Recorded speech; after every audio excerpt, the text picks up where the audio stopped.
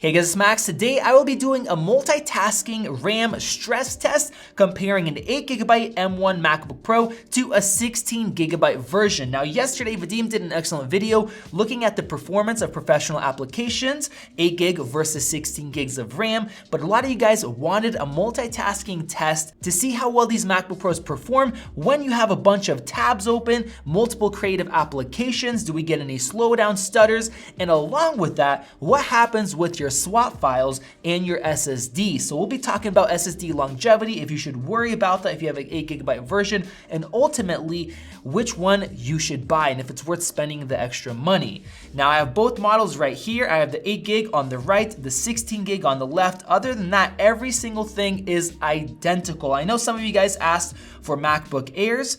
Unfortunately, those are sold out for the 16GB version, or else I would buy one, but the MacBook Air performs almost identical to these MacBook Pros. It's incredible. So I would just look at this test. Now I am gonna download Chrome, which was just released for Apple Silicon, at least the first version. And right here you see Mac with Apple chip. Let's download that. I just restarted both Macs just to be safe, and I have one Chrome tab open. We're gonna run this as our baseline performance test for web browsing.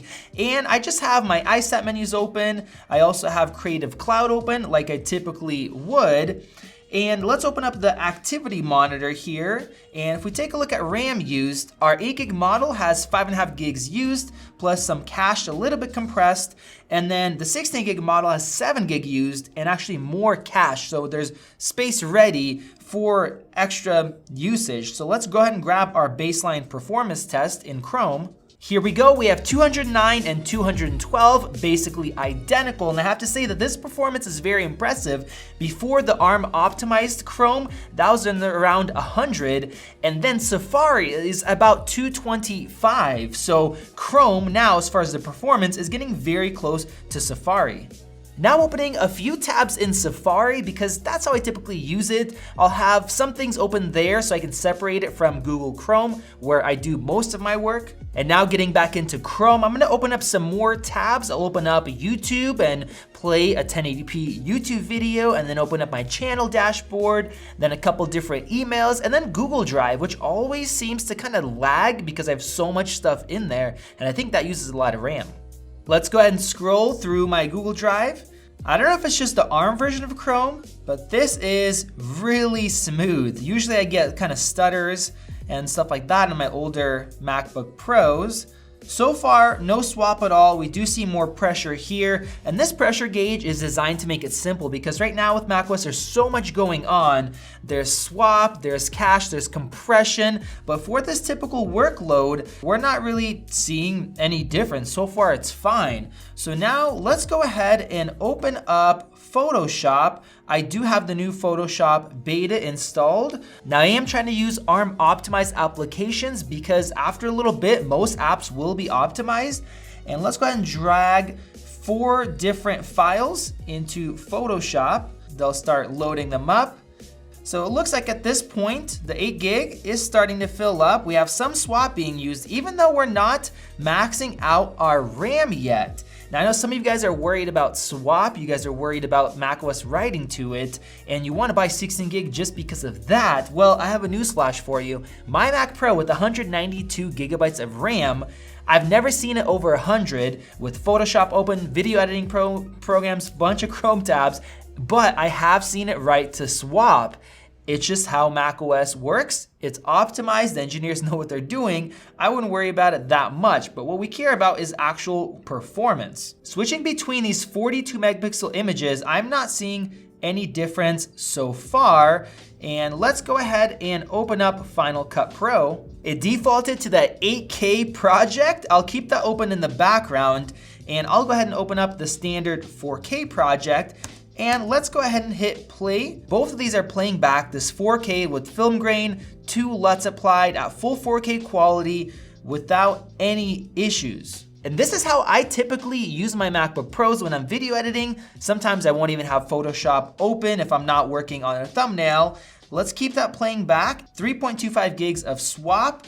But interestingly, the 16GB is compressing twice as much as our 8GB model. And before I open more applications and a lot more tabs, I'm gonna run the speedometer test one more time. Keep in mind we have Photoshop open, Final Cut with a couple projects open, we have Safari, we have Chrome with videos running in the background. All right, well, it looks like we have basically the same results at this point.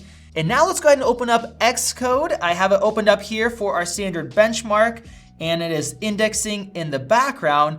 And then along with that, let's go ahead and open up Logic Pro, just in case you wanna work on some of your tunes as you're working with Photoshop and Final Cut and what else, Xcode. I went ahead and enabled 50 tracks here, and let's see if we have any issues of these systems overloading. Now, just to remind you guys, the previous Intel-based MacBook Pro and MacBook Air, those could only do under 10 tracks without anything else running.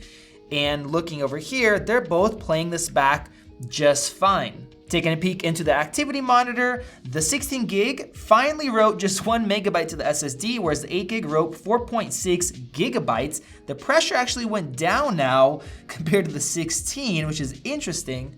And neither of these systems had an issue getting through 30 seconds here. I'm gonna go ahead and pause this right now and keep it open. I will go back into Chrome and let's go ahead and open up a bunch more tabs. We have video ads running in the background. It seems like so far my internet is getting hit harder than the RAM on these systems. I have 20 Chrome tabs open, and it looks like the 16 gig model is actually stuttering more so. You guys let me know if you guys are seeing that. Now, a lot of these websites have different ads that keep loading and reloading, which is really annoying with some of these sites. I have Apple open, Tesla open. I have IGN over here with another video that's playing back. And on top of that, I should still have a YouTube video open and playing back in 1080p. I don't think my internet will pull 4K right now with everything else that's happening in the background. Let's go back into Google Drive. It says I'm offline. Okay, my internet's maxed out, I guess. All right, I guess it connected now. Let's scroll. Still pretty dang good. Look at everything that's loaded up here. Yes, I have way too much stuff in my Google Drive. Let's flip through these tabs. Still very nice and quick on the 16 gigabyte model. No issues there at all. Let's try the 8 gig model. Okay, well, look at that. 20 tabs plus I think 4 or 5 in Safari. That looks good. Let's go ahead and open up our Final Cut again. Lag there for a second. The 16 gigabyte model, you guys saw it, it actually opened up instantly. Do Photoshop, that was fast. Slight lag on the 8 gigabyte model. How about Logic? I'll go ahead and click these at the same time. Slightly faster on the 16 gig. How about Xcode? Slightly faster. Once again, let's go back into Photoshop. Okay, the same there, probably because we just had it open.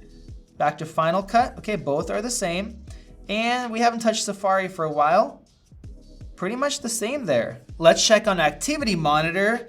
And this is interesting. We have almost 13 gigs used out of 16, and we have 4 gigs of swap, and then a bunch of compressed. Now on the 8 gig one, we're using 6.2 with 6.7 gigs of swap. So even though we have 16 gigs here, it's compressing more and it's still writing RAM to the SSD when we have this much stuff open. Let's jump into Final Cut and let's play back this file. Both are playing back perfectly. And my next question is, what about the rendering speeds in Final Cut? Because when you're exporting, it's using a bunch more processing to create that file. Now in Vadim's test yesterday, without any background stuff open, it was exactly the same. So let's take a look. And while that's happening, I'm gonna go ahead and flip through some of these tabs. The 16 gig model is still super quick at switching. Everything is just showing up. Very little delay there at the end. You guys see that? We're getting a little bit of delay. It's pretty minimal. Now, what about the 8 gig model?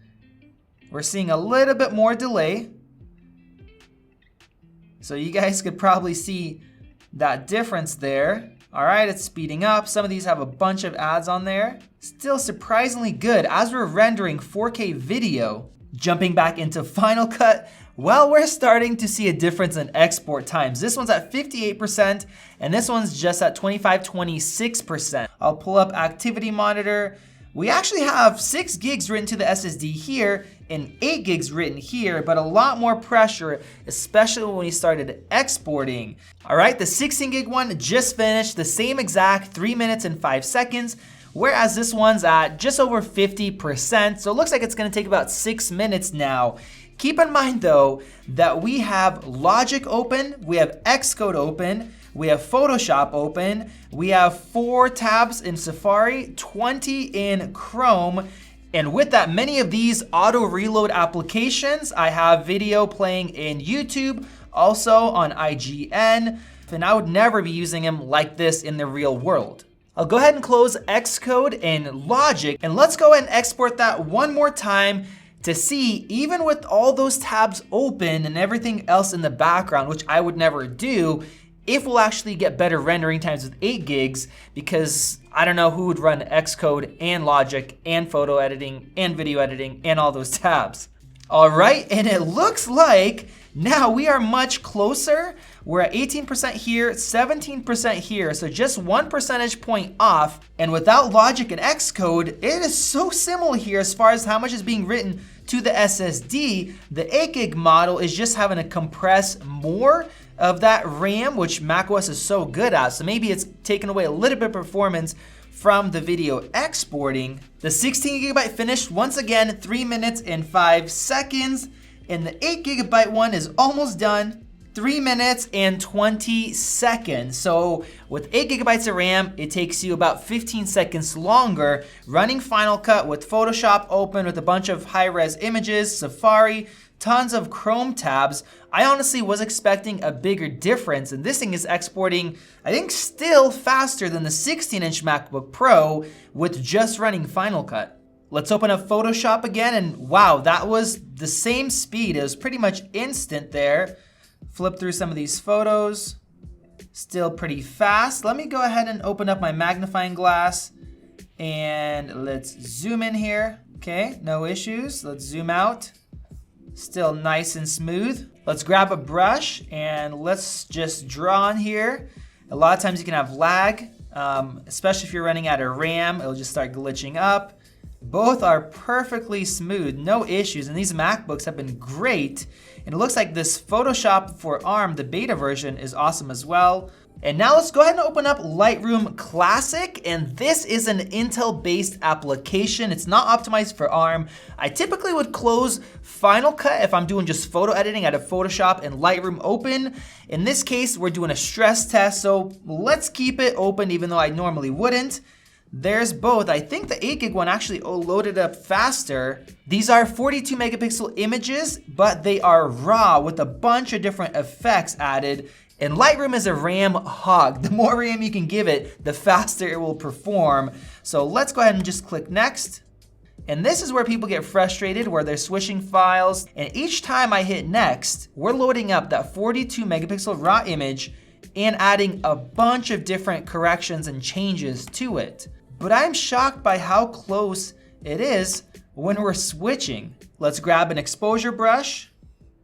All right, there you guys can see, we are lagging along on the 8 gig, but the 16 is perfectly smooth. I'm gonna go ahead and undo, and let's try that again, just so you guys can see the difference. We are getting lag.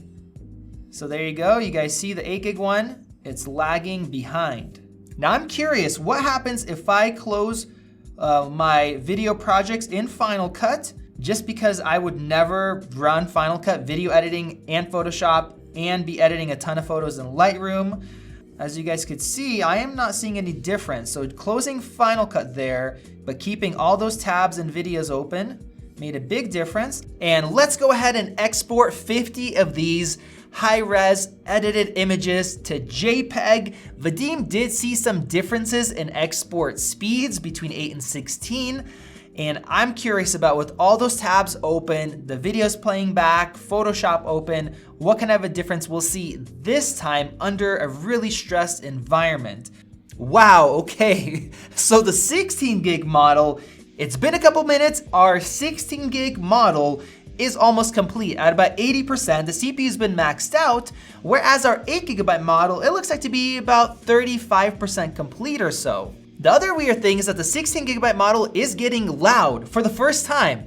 I've never heard that before. Whereas the 8GB one is still silent, and the CPU, it hits 100%, then it drops down to 35, now it's at 73, 93, almost like it can't work at its full speed. Well, it probably makes sense because it doesn't have enough RAM, and because of that, it is staying silent. All right, our export is complete, and that took 5 minutes compared to 2 minutes and 43 seconds. So yes, when we have all those tabs open, Chrome, Safari, we have Photoshop open, we have Lightroom open, you can start to see a difference in exporting times. Now, keep in mind, these are massive, massive files. Before I give you guys my conclusion, I'm gonna go ahead and just switch through some of these tabs, and we'll see if we have any difference. Pretty much identical, even with Lightroom open, and Lightroom, once again, is not optimized. Let's open Safari, which we haven't opened in a long time. Pretty much instant, and let's open up this. Bam. That is very surprising. And let's grab Photoshop again. Bam, there you go. That was instant on that one. Here, it actually gave me the pop-up first. And let's just for kicks, let's open up Final Cut Pro. We'll have it reopen that project and the timeline as well. We'll have it reopen that project along with the 4K. Bam, slightly faster on the 16 gig.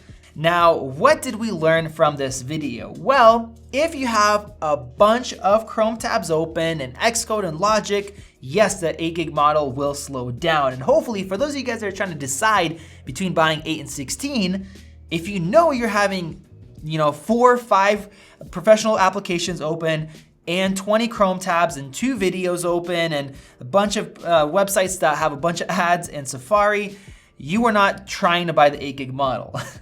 And now with that said, I have to say with my final verdict, I am just very shocked by how well this 8GB model performed. Even though we saw it slow down in Lightroom, which isn't optimized, it took longer to export in Final Cut when we had Logic and everything else opened.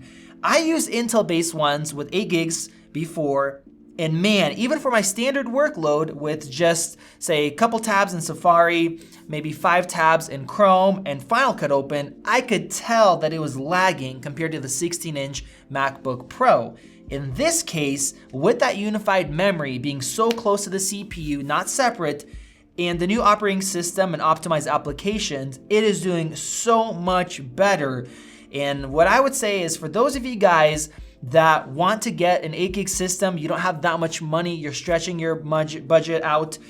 If you're not gonna be running all those applications open, and take a look at Chrome here, we have render, all this rendering going in Chrome as we were doing this, I wouldn't worry about that. The 8 gig model is performing great. Keep 1 or 2 applications, pro applications open, keep 10 Chrome tabs open. You want a video or 2, you can do that, maybe a couple in Safari, and in that case, they perform very similarly.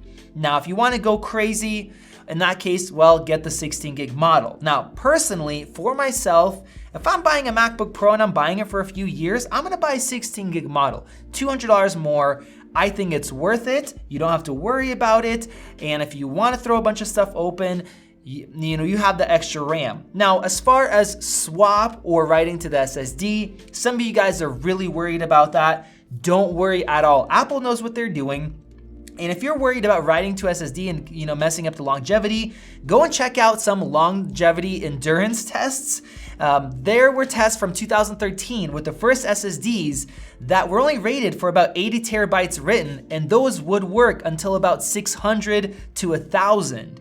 Nowadays, these SSDs are miles better. They'll last 20, 30 times longer than those ones. So I would not worry about having the macOS write to your SSD. Even the 16 gigabyte model, you can't get away from it. Don't buy that 16 gigabyte model and spend $200 extra just for SSD longevity. That makes no sense. So there you guys go. My final thoughts are, the 8 gig model performs like a 16 gigabyte Intel MacBook Pro. And the 16 gigabyte model performs more like a 32 gigabyte MacBook Pro, or maybe even better than that, honestly. It performs extremely well. Under all of that, it was still doing things really fast. So if you want the ultimate performance, I guess you have the money, get the 16 gig. That's what I would do personally if you're not on a tight budget. Let me know your thoughts down in the comment section below on this, crazy multitasking stress test as far as RAM. Did that answer you guys' questions? Thank you guys for watching. This has been Max. Click that circle above to subscribe and check out one of those other great videos right over there. And I'll see you in the next one.